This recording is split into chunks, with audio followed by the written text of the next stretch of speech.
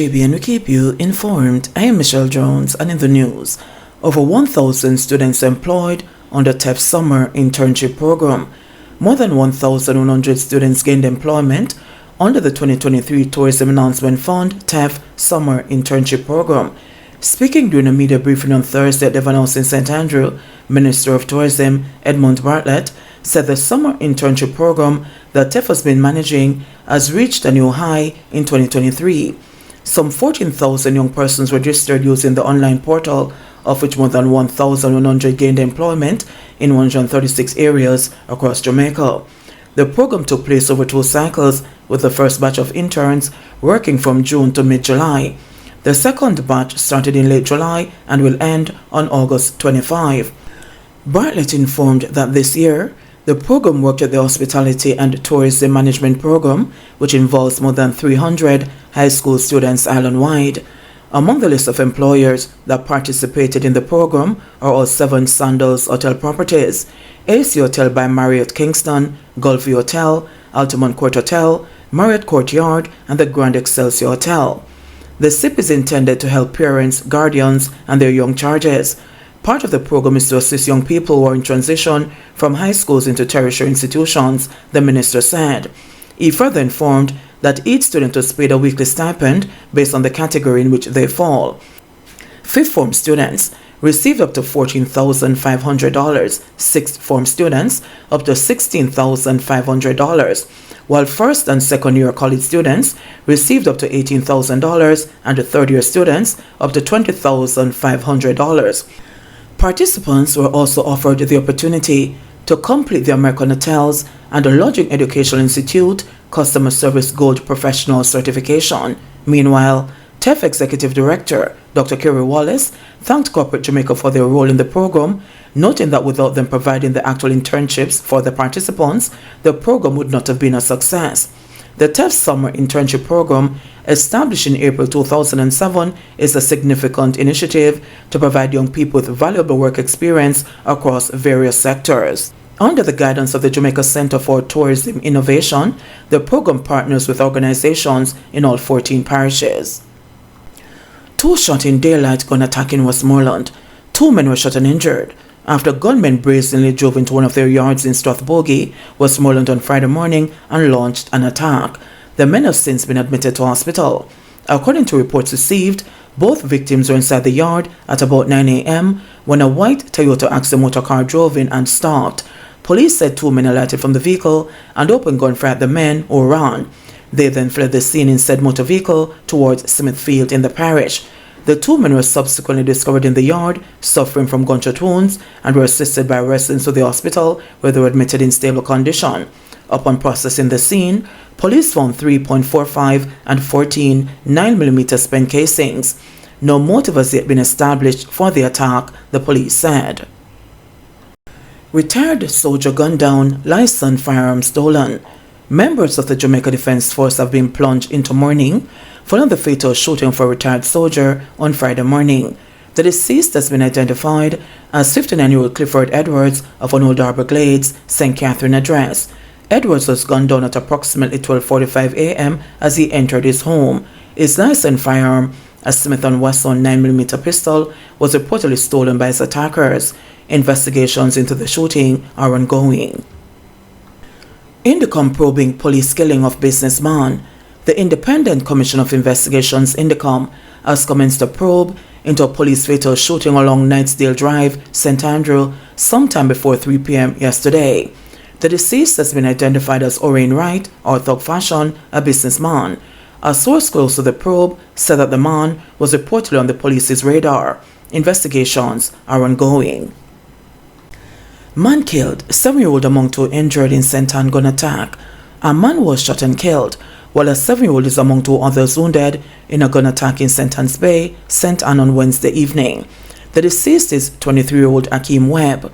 Police report that around 8:59 p.m., Webb was playing dominoes at a shop when he was pounced upon by a gunman who opened fire, hitting him.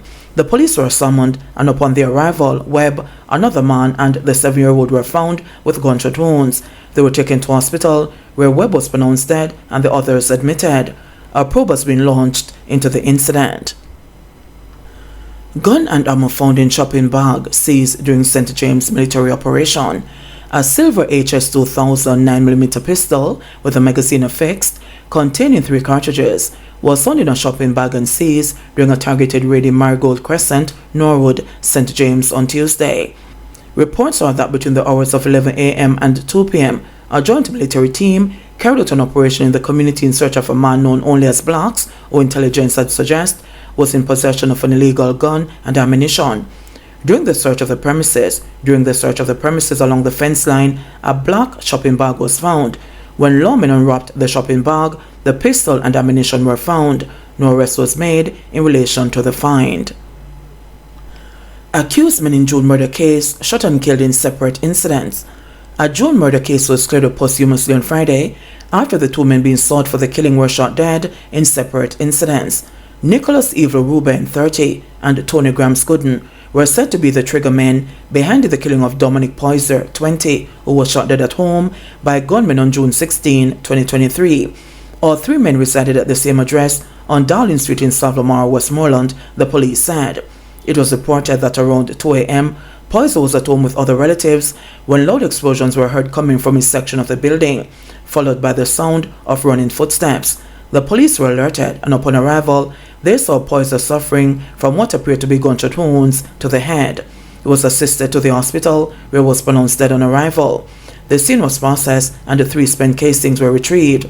Following investigations, Gooden and Ruben were being sought in connection with the death. Around 7:50 p.m. on July 8, 2023, Gooden was shot and killed by a gunman on Rose Street in Savlamar. On August 2, Ruben was fatally shot by police during an alleged armed confrontation at Burnt Savannah in St. Elizabeth. Last Friday, both men were identified by an eyewitness from a collage of photos as the men who shot and killed Poyser, and the murder case cleared up posthumously. Farm workers who blew whistle on Canadian boss sent home. 6 Jamaican farm workers in Ontario, Canada, who in June this year issued a distress call to the media about their subpar living and working conditions, triggering investigations or crime victimization after they say they were shipped back to Jamaica with virtually no warning.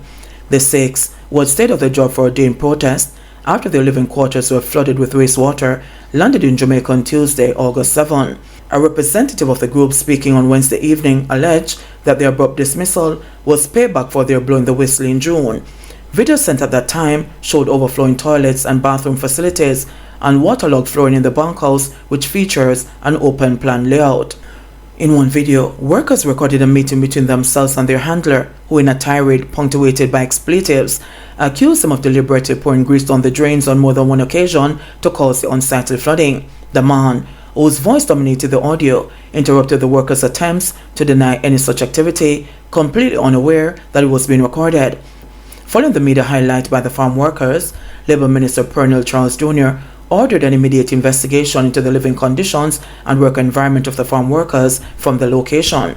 He said liaison officers were directed to visit the location to provide a comprehensive report on the conditions of the farm workers.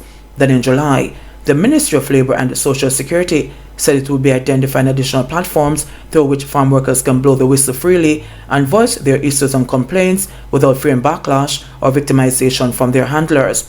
But according to the dismissed worker, once that flow of activity died down, they were asked. The 6 of us are from the same bunkhouse where the problem was.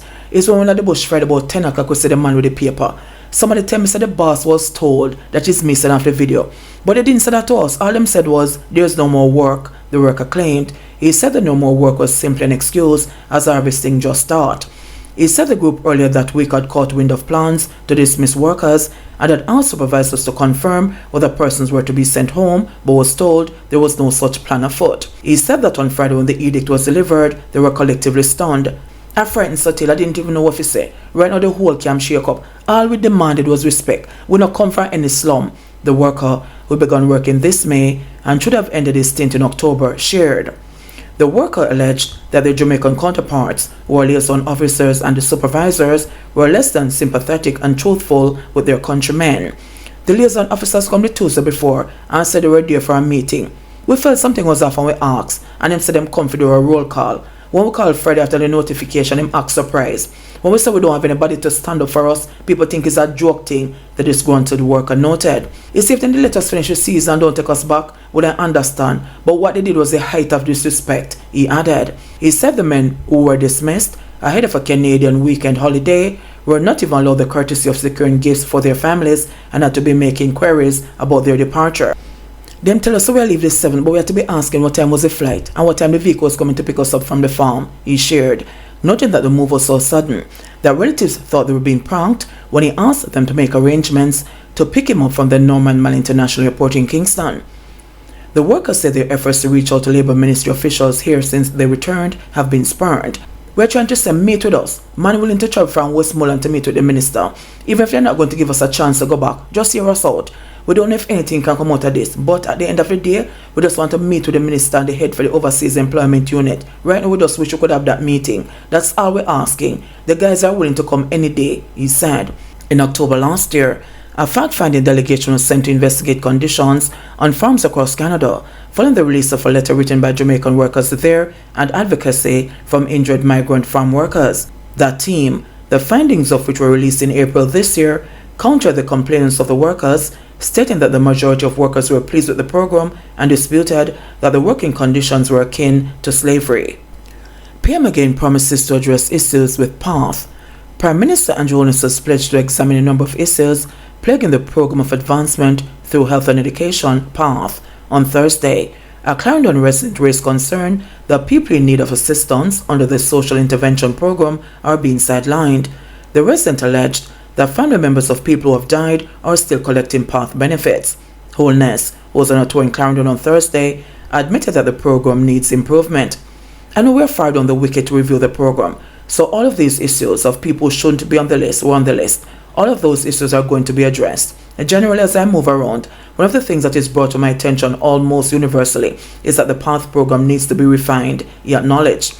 Finance Minister Dr. Nigel Clark, during his closing budget debate presentation in March, considered that the targeting mechanism for PATH is to be reviewed. Earlier this month, Holness reiterated that the government will conduct a massive overhaul of PATH to ensure the beneficiary identification system is far more targeted than it is now. JBN, we keep you informed. Please remember to subscribe, like, share, leave us a comment, and click the notification bell to receive our daily news items.